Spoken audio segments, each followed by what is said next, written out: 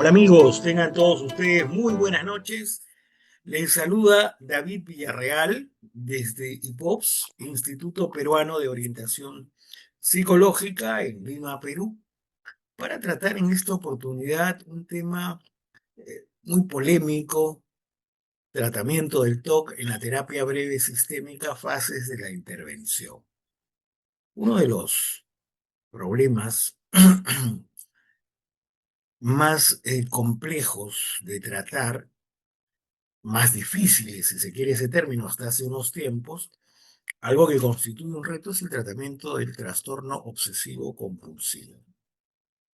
La canción que hemos escuchado como que nos brinda una idea de lo que es el trastorno obsesivo, ¿no? El paciente que se lava las manos, el paciente que de pronto se lava con detergente, anda echando alcohol a toda la habitación, se asusta por muchas cosas, no quiere pasar debajo de una escalera, tiene problemas, ve un gato negro y se desespera, se angustia, se baña completamente, bota todas sus ropas, las quema, porque siente que son las malas vibras, que escupe, muchas veces que sopla, etcétera. El trastorno obsesivo compulsivo es una alteración caracterizada por la presencia de pensamientos intrusivos, obsesivos, que se imponen a la voluntad del paciente. Bien, es como cuando la gente está enamorada y no puede dejar de pensar en la chica o en el chico, entonces así viene el pensamiento, ¿no? Persistente, persistente, persistente, que genera incomodidad, mucha incomodidad, y que de pronto el paciente, esta ansiedad trata de paliarla, calmarla de alguna manera, y empieza a hacer rituales, conductas raras, mohines, gestos, comportamientos repetitivos que lo empiezan a proteger de este temor, de esta ansiedad, de este pensamiento obsesivo. Entonces las obsesiones suelen manifestarse como pensamientos, imágenes, impulsos, que, como decimos, produce una ansiedad muy intensa, y las compulsiones son, para hablar ya en el lenguaje sistémico breve, son las soluciones intentadas que pretenden neutralizar dicha ansiedad mediante rituales o conductas repetitivas, ¿no? Tradicional. Ahora, ¿por qué ocurre el TOC? Hay muchas teorías, ¿no? Ahora últimamente está muy vigente los modelos en donde dice que hay alteraciones en la neurotransmisión, en la transmisión de serotonina, por ejemplo, que hay problemas o aflujos en el núcleo caudado, en el tálamo, la zona supraorbicular, en el área prefrontal, etcétera. O sea, entonces se toman incluso algunas placas y se muestra que hay un aflujo de sangre mayor que en una persona normal. Eh, Leí hace un tiempito un artículo en donde se habían tomado 200 resonancias en el cerebro, y en el área prefrontal había encontrado algo así como una zona hipercaptadora, ¿no? Una zona hipercaptadora. O sea, en pacientes eh, obsesivos de larga data y algunos renuentes al tratamiento, ¿no? Entonces se había encontrado eso, que es un reto seguramente para la neuropsicocirugía de los próximos años, es un reto para el estudio, ¿no? Para nuevas investigaciones. Tradicionalmente, por eso se había tratado de los modelos médicos, y algunos usaban solamente las pastillas, etcétera. Hoy día se sabe que lo que da mejores resultados son los depresivos, antidepresivos, inhibidores de la recaptación de serotonina. Se había tratado con modelos cognitivo-conductuales. Sin embargo, la terapia breve sistémica ofrece una comprensión diferente del problema. La terapia breve es sistémica, es una terapia sistémica que nace en Palo Alto, y cuando una comisión le pide a Don Jackson, director en ese tiempo, y le dice: vamos a generar, crear, inventar una terapia de corta duración no más de 10 sesiones para los problemas emocionales. Don Jackson acepta, salen tres de allí, de Palo Alto, la terapia breve de resolución de problemas, ahora la conocemos así. La terapia breve centrada en soluciones, Steve Shazer se formó allí y luego cuando se va a Milwaukee, eh, forma su centro y allí empieza a trabajar, crea la terapia breve centrada en soluciones, ¿no? Él inicialmente fue a trabajar con lo que había aprendido en Palo Alto. Un italiano brillante, Giorgio Nardone, llega por primera vez a Palo Alto para investigar acerca de las epistemologías de las terapias y ver cuáles eran sus fallas. Sin embargo, Giorgio Nardone se queda enamorado de la terapia sistémica, era filósofo cuando llegó, se especializa como psicólogo en Arezzo, en su tierra, en Italia, y regresa muchas veces a formarse. Tal es así que él hace una gran amistad con Paul Vaslavic, él siempre le llama a su maestro hasta ahora, y son socios, ¿no? Y en Arezzo, Italia, forman un centro, el Centro de Terapia Breve Estratégica. Y nace la terapia breve estratégica evolucionada como es.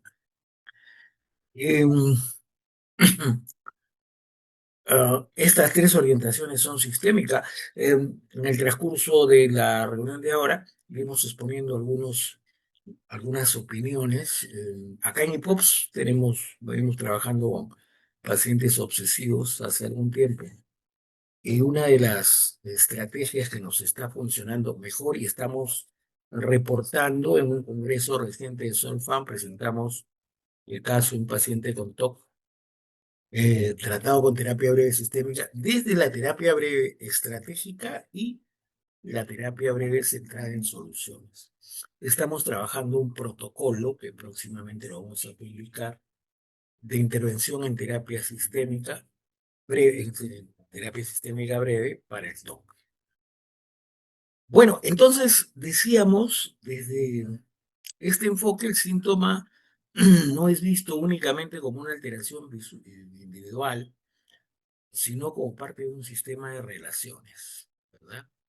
Y patrones de interacción que contribuyen al mantenimiento del terrorismo. Entonces, se plantea que todos tenemos un sistema perceptivo reactivo, es decir, sistema perceptivo cómo percibimos el mundo y reactivo cómo reaccionamos frente a esa particular forma de percibir. ¿No? El sistema perceptivo es cómo entendemos las cosas, esta es la parte perceptiva. Y supongamos que alguien tiene un problema, que, uy, esto me da miedo, es sucio, me da mucho miedo, me genera ansiedad, yo cómo reacciono, cómo trato de resolver esta ansiedad que tengo, me lavo las manos, me lavo las manos. Entonces, ese lavarse las manos son las soluciones intentadas. Y el paciente con TOC se ve atrapado en este sistema perceptivo reactivo, rígido, repetitivo, en donde ve el mundo con ansiedad, con angustia, con miedo de contaminarse. Y la manera de resolver esa ansiedad, de paliar esa ansiedad, sus soluciones intentadas son lavarse las manos, echarse detergente, bañarse, quitarse la ropa, ya no bañarse en el baño, sino en otro lugar apartado, en el patio, etcétera, ¿no? Según sea su gravedad, ¿no? Y empiezan una serie de patrones que perpetúan el TOC. Entonces, ¿qué son las obsesiones? Son pensamientos, imágenes o impulsos recurrentes, repetitivos, intrusivos, ¿no? Que se imponen a la conciencia, como dirían algunos, pero que generan específicamente ansiedad, ¿no? Que generan ansiedad. Y malestar, desde luego. Hay gente que se deprime, hay gente que incluso ha tenido intentos de suicidio, porque no pueden sacarse esos pensamientos, ¿no? Son excesivos. irracionales y el paciente se da cuenta que son irracionales. Por ejemplo, miedo excesivo a contaminarse es un ejemplo. Dudas constantes sobre haber cerrado la puerta o apagado aparatos. Hay gente que por su habitación está en el segundo piso y de pronto cerré bien el gas, cerré bien la llave del gas y se baja una. Va a dormir, se baja otra. Y en la noche se despierta varias veces a ver si cerró bien el gas. O hay gente que se está yendo a su casa y de pronto cerré bien la puerta y regresa, se ve una, otra y otra y otra. Este era un señor que guardaba su carro en el parque adyacente a su casa y en la noche estaba, habré cerrado bien eh, el carro o de repente no, me van a poder robar y se bajaba, ¿no? De su habitación, que estaba en el tercer piso, hasta el parque, se iba, regresaba, volvía y las noches eran una calamidad, un calvario, ¿no? Por estos pensamientos obsesivos, ¿no? Pensamientos agresivos o sexuales intrusivos, necesidad extrema de orden, de simetría, etcétera. De pronto te ven y empiezan a decir, esta punta coordina con esta punta y esta con esta, empiezan a ver el orden, o este colorcito hace juego con este colorcito y empiezan a ver, o personas que de pronto no pueden ir por la calle pisando raya y tienen una forma de caminar muy especial, ¿no? O hay gente que tiene que pisar todas las rayas y pisarlas dos veces. Entonces, las compulsiones son conductas repetitivas o actos mentales que la persona realiza para disminuir la ansiedad provocada por las obsesiones, ¿verdad? Eh, por ejemplo, lavado excesivo de manos, una vez, dos veces, 10 veces, 15 veces, 50 veces, lavado con agua, un poquito de alcohol, lejía, ¿no? Verificación detergente, las manos están irritadas con su dermatitis, blancas están las manos. Verificar, verificación constante, apagué el gas, cerré la puerta, no cerré la puerta, lo hice, no lo hice. La duda obsesiva es un factor muy interesante. O contar repetidamente 1, 2, 3, 4, 5. Y hace series de tres, 1, 2, 3, 4, 5, 1, 2, 3, 4, 5. O soplar. De pronto pasa alguien vestido de negro y dice, uy, negro, mala vibra, alguien se puede morir, vamos a botar las malas vibras a los 4 puntos cardinales, ¿no? Ordenar de manera ritualizada. Hay mujeres que se acuestan 2, 3, 4 de la mañana limpiando la casa. Y si soy una mujer muy ordenada, mi casa debe estar reluciente, ¿no? Repetición de frases o rezos, aunque las compulsiones generalmente son un alivio momentáneo, a largo plazo fortalecen el ciclo obsesivo compulsivo. Es decir, el TOC se alimenta de las soluciones intentadas ineficaces. No solamente es el problema, son las soluciones intentadas que él sigue trabajando, ¿no? Que él sigue pensando y eso alimenta el TOC. Que hay que trabajar como percibo el mundo, sistema perceptivo, y cómo reacciona el sistema reactivo.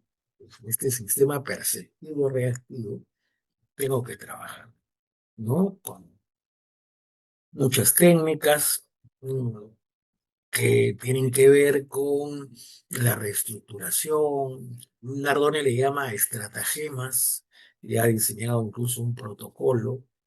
eh, pero también hay que usar preguntas, o perdón, estrategias esperanzadoras de proyección al futuro, de un futuro preferido. Nos parece, por la experiencia de estos años trabajando con TOC, que si bien es cierto, es importante trabajar el problema, es importante trabajar también la solución, aunque algunos podrían decir en algún momento, pero ¿qué trabajas, el problema o la solución?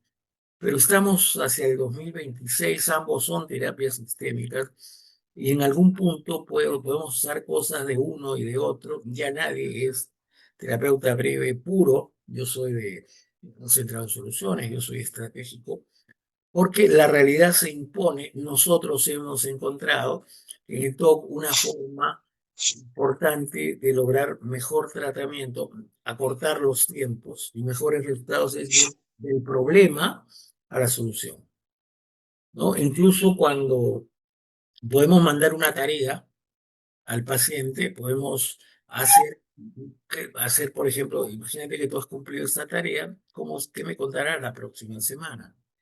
Y vamos del problema a la solución, ¿verdad? Ahora sí. El TOC desde la terapia breve sistémica. La terapia breve sistémica entiende el TOC como un problema mantenido por patrones repetitivos, lo que decíamos hace un rato, no por las soluciones intentadas, por intentos de solución ineficaces en los cuales el sujeto está atrapado. Y algo importante, el síntoma tiene una función en el sistema familiar. Por eso es muy importante trabajar en el TOC a la familia también, porque la familia muchas veces está alentando el TOC. Alguna gente, algunos familiares ayudan al paciente a cumplir sus rituales y se ven atrapados en una relación simbiótica. Esta es una señora que ayudaba a su hija en las noches a hacer sus rituales para que se pueda bañar, pero los rituales eran terriblemente largos, ¿no? Ella no se lavaba, no se bañaba en la ducha, se bañaba en el patio, tenía que preparar los recipientes, eran 3 recipientes grandes, calentar el agua, llevar los recipientes tendrían que ser lavados con detergente 3 veces 3, las tazas para echar el agua 3 veces 3, y la señora como que estaba atrapada, ¿no? Por eso es tan importante trabajar con las familias. O de pronto, este era un chico que entraba al baño porque él iba a defecar en el baño y se empezó a demorar cada vez más tiempo. Llegó a demorarse hasta 7 horas en el baño y la familia afuera estaba, ya, sal del baño, apúrate. Lo insultaban, ya no sabían qué decirle. Por favor, yo también quiero entrar, eres un desconsiderado, y el paciente aumentaba la ansiedad incluso adentro no sabía cómo terminar, hasta se sacaba toda la ropa y terminaba desnudo, pudiendo llegar hasta 7 horas. Eh, entonces, importa mucho las respuestas del entorno frente a síntomas, los patrones rígidos de comunicación, las conductas de sobreprotección, la dinámica de control y evitación. Todo eso hay que trabajar con el paciente con TOC. No basta trabajar con él, cuando trabajar con él es muy importante. Es importante formar un equipo, ¿no? Uno de los pacientes que hemos atendido acá en ICOPS, hacíamos este esquema que con él funcionó. Entraba, eh, habían sesiones familiares, solamente de terapia familiar, por supuesto, pero cada vez venía él para su terapia individual, la familia venía. Entrábamos todos juntos, entraban todos juntos, todos, y hacíamos un conversatorio, cómo estaban, cómo les había ido esta semana, cómo ven el problema, etcétera. Luego se iban y trabajábamos con el paciente.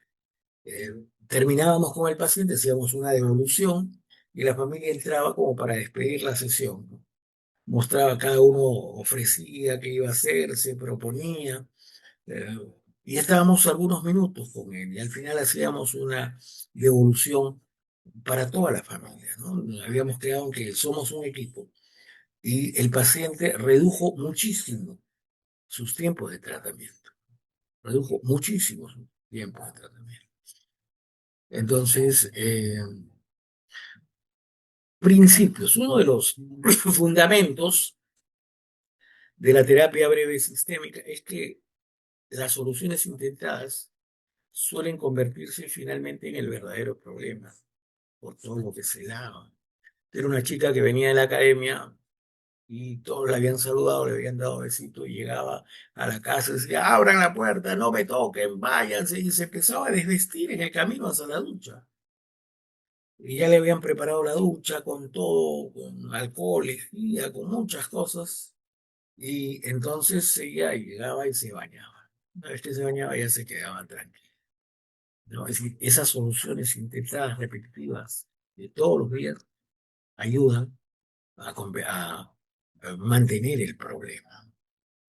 Como vemos en algunos ejemplos, mientras más intenta una persona controlar sus pensamientos obsesivos, mayor ansiedad experimenta. Mientras más tranquila la familia eh, al paciente, mayor dependencia. Mientras más tranquiliza a la familia al paciente, mayor dependencia genera. No te preocupes, hijita, vas a salir. Tú mira, mira, espera, tranquila. Y como que se genera una relación entre esa persona y el paciente, ¿no? Que a veces puede ser simbiótico. Mamá, dime, ¿será que ha pasado una mosca por ahí y me ha chocado? ¿No? Y la mamá, pero dime, ¿será que ha pasado, esa mosca ha estado ahí, me ha chocado acá en mi cara? No, pero mamá, dime, por favor, y no para hasta que le diga y grita y llora, se angustia, insulta, despotrica. Mientras más rituales realice el paciente para reducir su ansiedad, más fuerte se vuelve todo. Y por ello la búsqueda, la terapia busca interrumpir estos patrones repetitivos. Entonces, ¿cuáles son los objetivos? Los objetivos de la terapia breve sistémica. Modificar los patrones cognitivos, aprender a pensar diferente, a ver el mundo diferente, ¿no? Modificar los patrones cognitivos, conductuales y relacionales, ¿no? Veo todo de suciedad, hago muchas cosas para vencer a esto. Y me relaciono con mi familia de manera ansiosa, grito, insulto, lloro, y entonces, bueno, hay que modificar esto que mantiene el patrón obsesivo. Entonces, específicamente, ¿qué vamos a tener que ir trabajando? Reducir la frecuencia e intensidad de obsesiones y compulsiones, vamos reduciendo. Es como que el paciente se lava las manos. Hay una técnica que Nardone postula, muy interesante, en donde tú le dices, ¿te parece bien si desde hoy y hasta la próxima vez que nos veamos, lávate las manos todo lo que quieras, ¿te parece? Pero espérate 5 minutos, ni un minuto más, ni un minuto menos, ¿no? Yo siempre le pregunto al paciente, ¿quieres trabajar? Sí. Entonces, cuando tú le preguntas eso, tienes que trabajar la colaboración del paciente, ¿no? Entonces, ¿qué pasó? Se demoró 5 minutos, ¿no? O sea, es como que en esos 5 minutos que él te va a contar la próxima vez, está recuperando el control. Él quiere controlar todo, pero en esa búsqueda del control se descontrola. Yo no le he dicho no te lave las manos, sino le digo lávate las manos, pero espera 5 minutos, ni un minuto más, ni un minuto menos. Y luego le diré 10 minutos y él me irá contando, ¿no? Y acá funciona algo que viene de la terapia centrada en soluciones, que es la proyección al futuro. Imagínate que tú haces todo bien esta tarea que estamos creando. ¿Qué me contarás la próxima vez que no? Ah, que pude hacerlo 5 minutos. Y yo te preguntaré, ¿y cómo te sentiste? Bueno, que podía lograr hacerlo, ¿no? ¿Qué significará eso para ti? Bueno, que estoy pudiendo, espérame aunque sea 5 minutos, pero ya me espero, ¿no? Y, o sea, ¿cómo te verás? Tú imagínate que te puedes ver, ¿cómo te verás? Con ganas de lavarme las manos, pues, ya puedo esperar 5 minutos, ¿no? Y alguien se dará cuenta que tú vas postergando, creo que mi mamá, porque ya estás ¿cómo te verá? Que ya no me desespero, ni grito, ni hago tantas cosas para ir corriendo a lavarme las manos, voto a la gente del lavadero para lavarme las manos, sino que voy esperando 5 minutos. ¿Y quién más se dará cuenta? Mi papá. Hacemos lo mismo, ¿no? Y al final le preguntamos, ¿y qué pusiste de tu parte? Ah, no lo sé, compromiso. O, ¿qué más? Voluntad. ¿Y cómo te sentirás? Bien, ¿no? Imagínate que eso lo haces hasta dentro de 2 meses. Uy, sería fantástico. Y hasta final de año ya no tendría nada. ¿Sí? Esto es lo que hemos encontrado. Mandamos una tarea, vamos del problema a la solución. La tarea es importante, el esquema de la redefinición, el esquema de lo que viene en el diálogo estratégico es fantástico, vamos a usar metáforas, etcétera, pero lo que sigue luego es lo que entusiasma al paciente, el que se vea cognitivamente resolviendo el problema, porque él se siente atrapado y va a ayudar mucho al compromiso del paciente en la terapia, ¿no? Entonces, interrumpir los ciclos de obsesión, modificar intentos de solución ineficaces, favorecer respuestas familiares funcionales, desarrollar tolerancia a la incertidumbre, fortalecer recursos personales y familiares, incrementar fundamentalmente la autonomía del paciente, ¿no? Porque muchas veces el paciente ya no puede salir solo a la calle, sale con alguien siempre, se vuelve dependiente, siempre está dependiendo de alguien, en casa siempre anda dependiendo de alguien, alguien que le va a resolver sus dudas, sus preguntas, fortalecer sus recursos personales, validarlo, ¿no? E incrementar su autonomía. Veamos ahora las fases de la intervención en terapia breve sistémica. Fase uno, fase de evaluación y definición del problema. Acá podemos también usar instrumentos. Podemos usar, por ejemplo, la escala de Yale-Brown, funciona muy bien. Todas las pruebas en hilo también funcionan muy bien. Pero podemos usar el fase 3, comunicación familiar, satisfacción familiar siempre. Pero les recomiendo y les pido que usen el TRIFAM. El TRIFAM es el test de triangulaciones familiares, que es una prueba que ha sido creada acá en IPOPS y que ya la podemos usar porque ha sido publicada en una revista indexada Scopus Q1, ¿no? Entonces es una prueba muy, muy interesante. Vamos a tener próximamente un evento, incluso una conferencia para enseñar el funcionamiento del TRIFAM. Es una prueba que acá ya la venimos usando hace casi 6 meses, desde que fue autorizada, ¿no? Y da muy buenos resultados.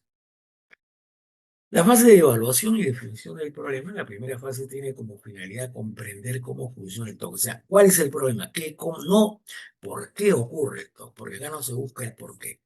Ni vamos a trabajar desde hoy hacia el pasado. Vamos a trabajar el presente, el aquí y el ahora. ¿Qué, cómo, cuándo, dónde, de qué manera se produce el problema? ¿Cuáles son los factores? Y es identificar obsesiones y compulsiones, ¿no? Una tarea puede ser eh, eh, de hoy hasta la próxima vez que nos veamos en esta hoja, escribe todas las obsesiones que tengas y todas las compulsiones que haces, ¿no? Entonces, y vamos a conversar sobre eso. ¿Es real? ¿No es real? Es lógico que sea real. Y entonces en algún momento podemos usar términos como, ¿y eso es pensamiento real o es una obsesión? Es una obsesión. ¿Y la obsesión será verídica o es una fantasía? Es una fantasía. Y si es una fantasía, ¿es cierto o no es cierto? ¿Es verdad o no es verdad? ¿Es verdad o es mentira? Es como que vamos jugando con el lenguaje hacia una acepción en donde el paciente diga no, le produzca rechazo, o es mentira, por ejemplo. Y tú estarás dispuesto a hacerle caso a mentiras, ¿no? Eh, em, Analizar el contexto familiar y relacional, explorar intentos previos de solución, detectar factores desencadenantes, eso es muy interesante, ¿no? ¿Cuál es la frecuencia de los síntomas? La frecuencia de los síntomas se analiza cuántas veces aparece las obsesiones, cuántas veces aparece y compulsiones, ¿verdad? Situaciones desencadenantes, se identifican situaciones específicas que aumentan la ansiedad, conductas de evitación, hay lugares que son evitados, Participación familiar, se evalúa si la familia colabora con los rituales o no colabora con los rituales. ¿Qué utilizamos?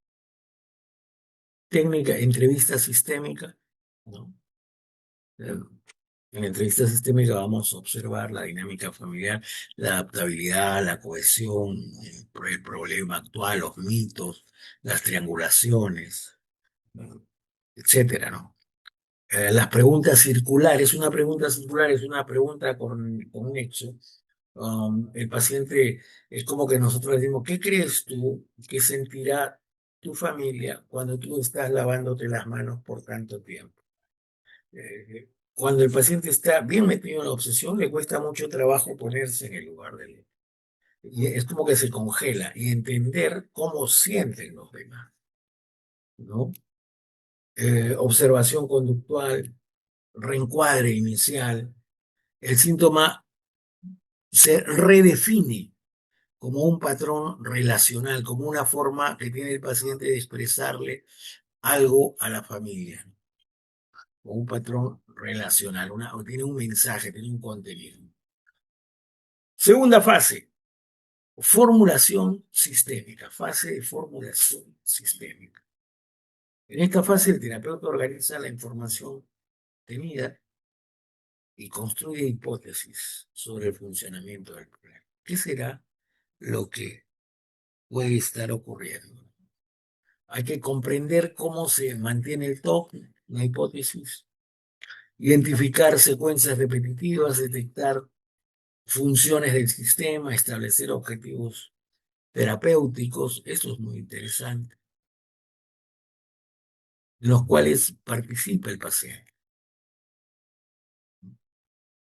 A veces tenemos la idea de que con el paciente obsesivo vamos a demorar muchísimo tiempo o no tenemos por dónde comenzar.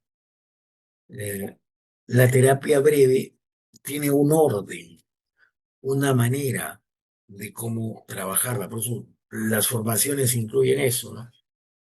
Entender el ABC de cómo es una terapia, qué sigue después de tal, ¿no? El terapeuta, entonces, este análisis sistémico identifica qué hace el paciente para controlar el TOC. Hay un análisis relacional, ¿no? Donde evalúa eh, cómo responde la familia, con lo que decíamos hace un rato, cuál es la comunicación, flexibilidad, adaptabilidad, los límites, jerarquías, etcétera. ¿Qué situaciones intensifican el problema y qué beneficios secundarios puede producir el síntoma? Un síntoma siempre produce un beneficio secundario que hay que encontrarlo y hay que leerlo para poder analizarlo con el paciente, ¿verdad? Ah, intentos de solución ineficaces. Eso también hay que trabajarlo. La terapia breve presta atención a los intentos fallidos, ¿no? Es como que hay una técnica que es la catástrofe de los eventos fallidos. Es como el paciente hace una relación de todo aquello que ha dejado de hacer o que ha perdido, merced a la compulsión. Es como, no puedo dejar de lavarme las manos, no, pero no puedo. ¿Qué perdió? Perdió la universidad, el ciclo, o este es un chico, por ejemplo, que estudia medicina, y él, para pasar de una página a otra, leía la célula esta, volvía, leía cero, o sea, se pasaba en una hoja, en una sola página, se pasaba como 2 horas aproximadamente para poder pasar a la siguiente. Vine a la consulta porque había jalado varios cursos, ¿no? Y no podía, ¿no? Y él decía, no, tengo que leer todo porque tengo que aprender todo, tengo que sacarle el jugo a lo leído. Pero en ese intento, él no lo conseguía y perdía, ¿no? O sea, ¿cuánto perdí? Es como que uno puede hacer una construcción ahí y puede decirle, ¿será que hacerle caso a los lavados de mano, a rendirle la pleitesía a tus pensamientos, es tan importante? que no importa si te jalan de sitio, si te jalan de una clase, pero no importa, lo importante es lavarse la mano, algo así o cómo es. No se lo digas de frente, pregúntale, hazle una pregunta con ilusión de alternativa, ¿es así o cómo es?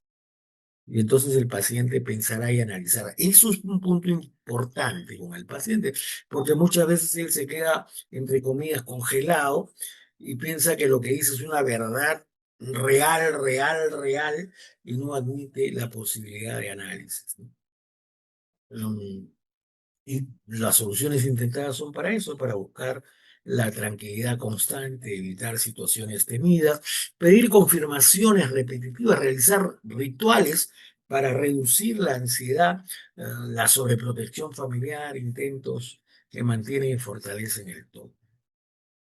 Eso. Um, ¿Qué tenemos que hacer? Entre otras cosas, un reencuadre terapéutico.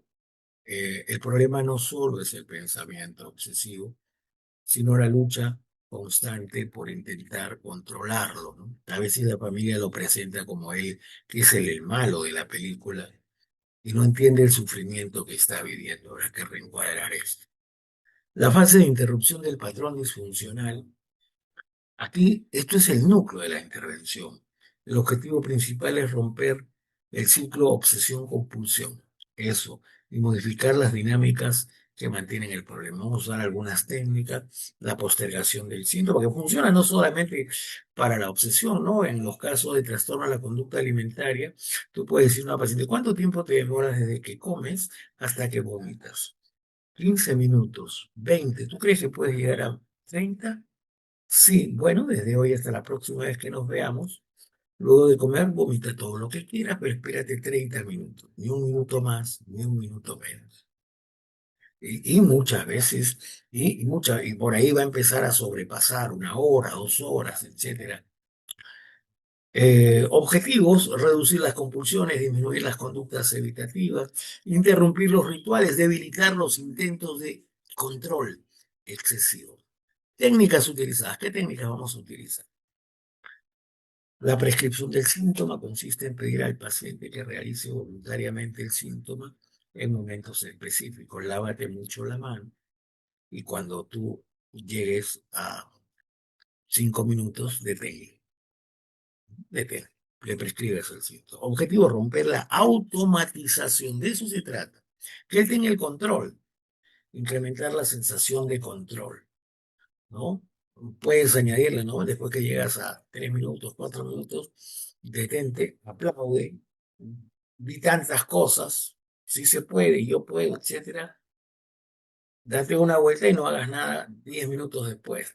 Disminuir la ansiedad anticipatoria, se solicita al paciente que programe su ritual únicamente por 15 minutos al día, que es fantástico, sería fantástico si lo hace. Técnicas paradojales: el terapeuta utiliza instrucciones aparentemente contradictorias. Intente preocuparse deliberadamente durante 20 minutos. Esta es una lucha interna y modifica la relación con el síntoma, ¿no?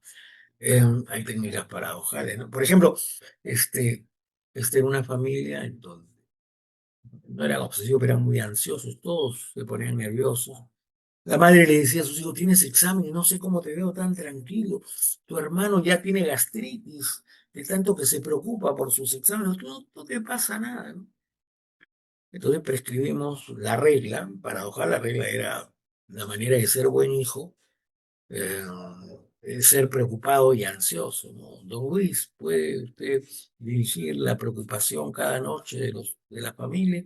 Entonces hay que organizar las preocupaciones cada noche por 20 minutos. Y entonces todos en la sala se iban a preocupar en conjunto, ¿no? Pero tenían que expresarlo. Mi mamá no la llamé a Chincha hace una semana. Me preocupa el examen, pero todo simultáneamente durante 20 minutos. Era una locura. Restricción del ritual. Se limita progresivamente el tiempo dedicado a compulsiones. La restricción del ritual puede funcionar muy bien con otra técnica que hace parecer al paciente como experto. Les cuento un caso. Este es un paciente que llegaba al baño y se demoraba 7 horas en el baño, entre defecar, limpiarse y lavarse las manos, ¿no? Entonces estábamos empeñados en que bajara esos tiempos. Al final llegó a 7 minutos y con eso le dimos de alta.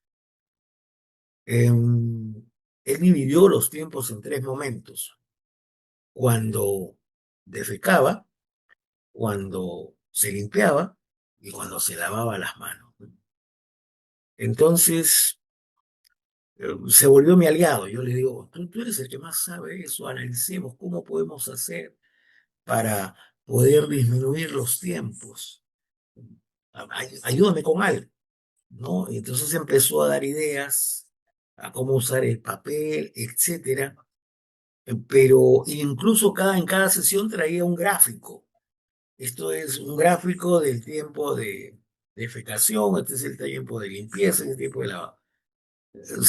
Es convertir al paciente en experto, ¿no? Y logramos una alianza terapéutica muy importante. Y fue bajando, bajando, bajando, y el efecto bola de nieve es real, ¿no? Porque cuando empiezas a mejorar una cosa, empiezan a mejorar, los cambios chiquitos finalmente traen grandes cambios.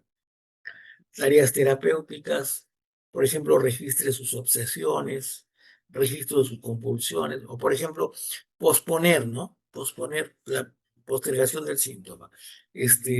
Registra cuántos minutos postergaste, ¿no? Y entonces registra 5 minutos, después 10 minutos, 15 minutos, y a la siguiente sesión traía sus hojitas y trabajábamos sobre sus postergaciones. Oye, ya tienes 30 minutos, fantástico, Leo. ¿Cómo lo hiciste? Se sigue toda la secuencia de la búsqueda de excepciones, ¿no? ¿Cómo lo hiciste? Muy bien, ¿no? Imagínate que la próxima vez dice 45 minutos, ¿cómo será? ¿Qué pusiste de tu parte? ¿Y qué te faltaría poner de tu parte para llegar a eso? Eso. Y empezamos a liberarnos de de las compulsiones, ¿no? Fase de reestructuración cognitiva y relacional. Luego de disminuir los patrones obsesivo-compulsivos, se hace una suerte de redefinición del nuevo estado.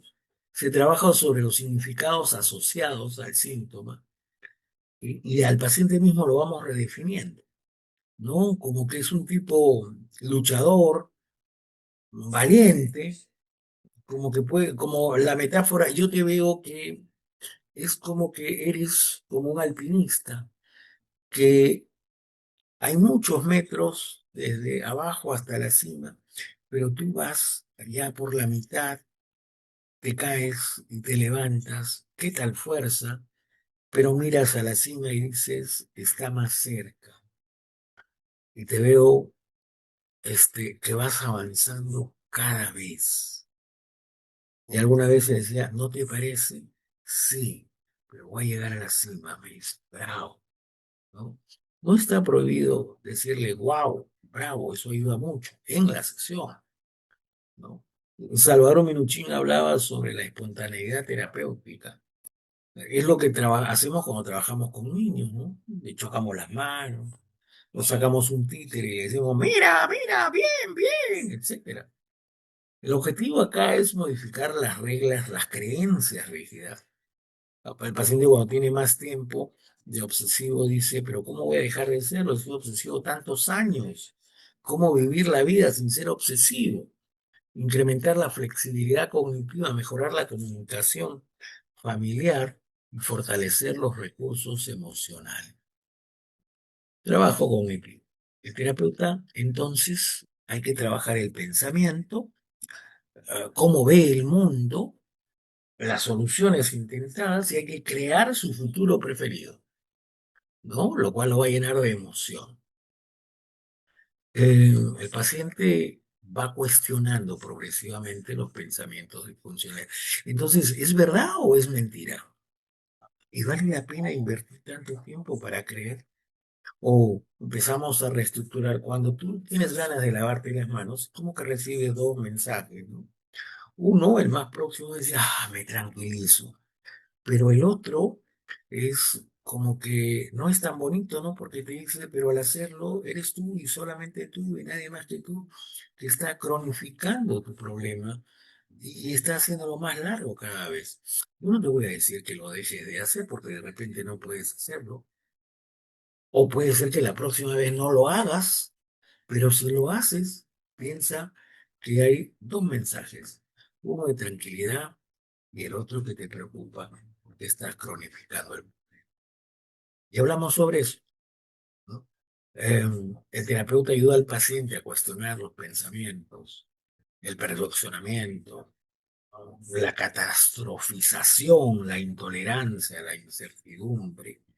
Usamos metáforas, narraciones, cuentos, analogías, aforismos, que van a funcionar muy bien. Los registros, hay que irlo redefiniendo siempre. Oye, ¿y ahora cuántos minutos? Llevo una hora, bravo, qué bien, fantástico, increíble. ¿Cómo lo hiciste?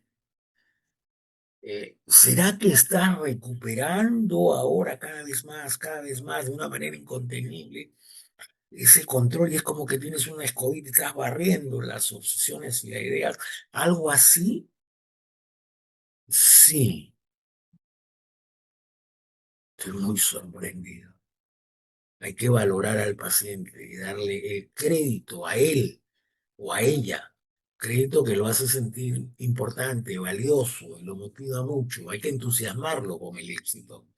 La terapia pegasistémica interviene sobre los límites familiares, la comunicación disfuncional, la dependencia emocional, los roles rígidos, por supuesto, de eso se trata. Que usamos reencuadre positivo, como hemos visto ahora, la externalización del problema. La externalización es una técnica muy bonita que viene de la terapia narrativa. Hay una externalización centrada en soluciones también, ¿no? Entonces, uno puede decirle al paciente, oye, ¿y eso que hace que tú eh, te laves las manos, te eches detergente, y le tengas tanto miedo? eh, si fuera una persona y le pusiéramos un nombre, ¿qué nombre le pondrías? El aseado. Bueno, el aseado. Y puedes hacerle hasta unos dibujos, ¿no? Del aseado está. Puedes dibujar al aseado y dibuja al aseado. El aseado te manda estos dardos, ¿qué te dice? Está sucio, etcétera. Y tú estás acá. Y después, ¿cómo te pones? Me lavo las manos, me angusto y pongo mal, me pongo a renegar, a pelear con la gente. Y me siento mal. Entonces,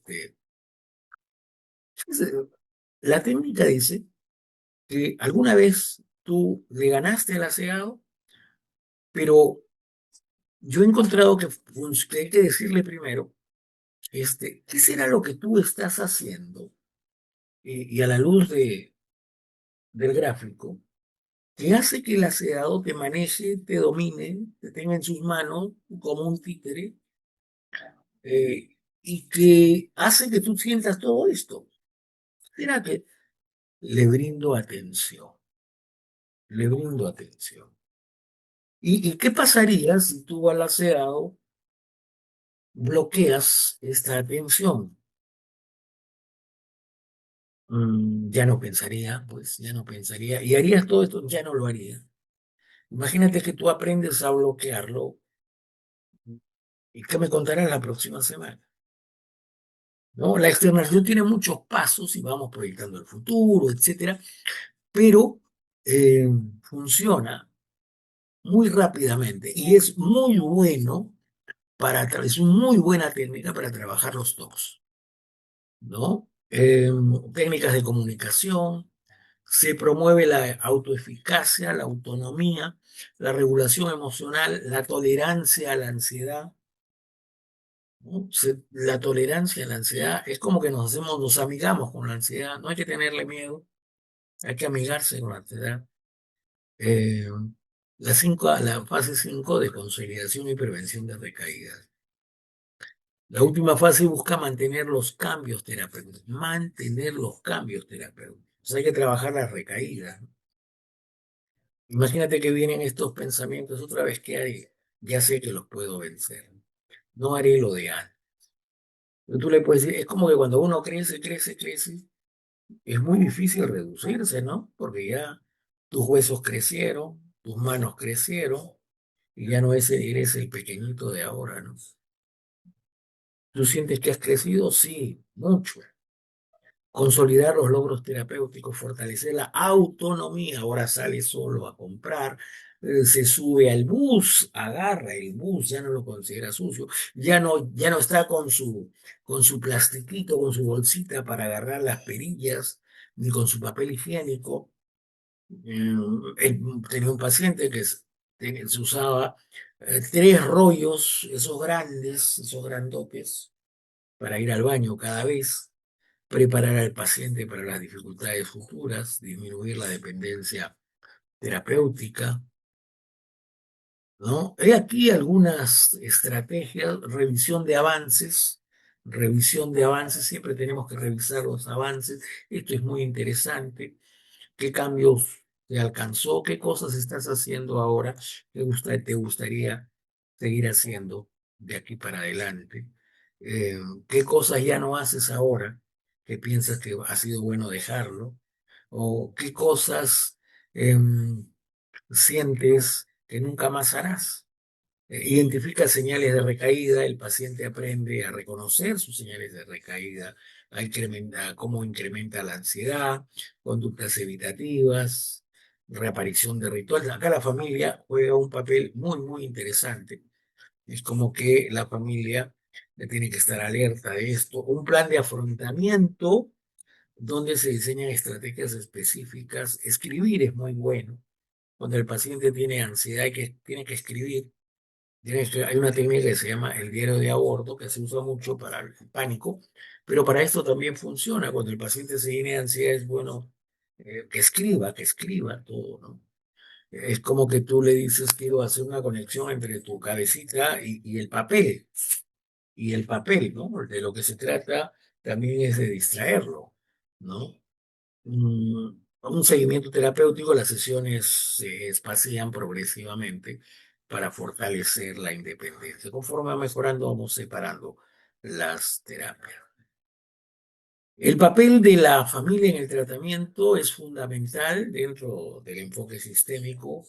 Es necesario que la familia cambie para que cambie también el paciente. No solamente tiene que pasar el paciente, como el paciente que estaba en el baño y la familia estaba que tocaba, o la señora que ella le ayudaba a su hija a lavarse las manos, a bañarse, a todo, y se pasaba con ella toda la noche. Hay que trabajar la sobreprotección, ¿no? Eh, o tranquilizarle, ya hija, tranquila, cálmate, toma, toma, toma, no, no digas. La participación en rituales, los padres, los hermanos también están ahí. Lávate las manos tú, lávate las manos mamá, lávate, échate un poquito de alcohol, échate tú también, a ver, shh, y los baños en alcohol, ¿no? La evitación de conflictos, objetivos del trabajo familiar, modificar respuestas disfuncionales, favorecer la autonomía del paciente, mejorar la comunicación, establecer límites adecuados, estrategia familiar y psicoeducación. Siempre hay que trabajar psicoeducación para que la familia se adhiera al tratamiento. Tiene que saber qué es esto, cómo funciona y cuáles son las posibilidades de mejoría. Eh, la reducción de acomodación familiar, la resolución de conflictos. Técnicas utilizadas. Seguramente ustedes van a conocer acá muchas, yo les voy a leer nomás. El escalador, la externalización, el diario de a bordo, la postergación del síntoma, la ritualización del síntoma, un pequeño desorden que exprese el orden, la violación del ritual, la reestructuración, preguntas circulares, descripción, prescripción del síntoma, técnicas paradojales, restricción del ritual, el pequeño milagro, como si la intervención familiar, la reestructuración cognitiva, la exposición gradual, tareas terapéuticas, la pregunta del milagro, la reestructuración cognitiva, técnicas de proyección al futuro, las excepciones, las preguntas de escala, funcionan muy bien, entre otras, ¿no? Ventajas de la terapia breve sistémica en el TOC, la intervención focalizada y estructurada, considera factores familiares y relacionales los cuales acortan los tiempos de tratamiento, reduce la resistencia terapéutica, promueve cambios rápidos, eh, favorece la autonomía. Nardone ha propuesto una terapia breve de larga duración. En el TOC muchas veces hacemos una terapia rápida de 10 sesiones o 12 y damos de alta y vuelve a algunos tiempos entramos en una segunda fase y el paciente le damos una cita a los 15 días, al mes, al otro mes, a los 2 meses, y podemos tenerlo así hasta 2 años, ¿no? Viendo. Yo he encontrado en algunos pacientes así, no los hemos visto, a razón de 12 a 15 sesiones incluso, con terapia breve, con un TOC, es donde más nos demoramos. Le hemos dado de alta 4 meses. 4 meses han venido para una nueva evaluación, para seguimiento. A uno de esos pacientes, la semana pasada le dimos de alta hasta dentro de 6 meses. La satisfacción ha sido que al darle de alta, al volver 4 meses después, los síntomas no habían vuelto a aparecer, ¿no? Favorece la autonomía, modifica patrones de mantenimiento del problema y permite una intervención interdisciplinaria si fuera el caso. Aunque la terapia breve ofrece resultados positivos, hay casos muy severos que requieren terapia farmacológica, un tratamiento psiquiátrico, pero un seguimiento prolongado que puede durar hasta 2 años, ¿no? Entonces, eso es muy interesante. Conclusiones. El trastorno obsesivo compulsivo representa una problemática compleja que afecta significativamente la vida personal y familiar y social del individuo. La terapia breve sistémica ofrece una alternativa terapéutica efectiva al comprender el síntoma dentro de un sistema de relaciones interpersonales. Desde este enfoque, el TOC no se considera únicamente un problema individual, no, sino es un patrón mantenido por intentos de soluciones ineficaces de conductas compulsivas y dinámicas familiares disfuncionales. Finalmente, las fases de intervención permiten desarrollar un tratamiento estructurado, orientado a comprender el funcionamiento familiar, el funcionamiento del problema, interrumpir los patrones disfuncionales, modificar rituales y conductas evitativas, fortalecer recursos personales y familiares, consolidar cambios terapéuticos, la participación activa de la familia, que es un factor muy importante para acortar los tiempos del tratamiento, el uso de técnicas estratégicas, el trabajo sobre la comunicación, la flexibilidad cognitiva, que constituyen elementos fundamentales. No solamente técnicas estratégicas, sino técnicas que buscan la solución. Finalmente, la terapia breve sistémica demuestra que pequeños cambios dentro de un sistema pueden generar transformaciones significativas en la reducción del tono. Muchas gracias.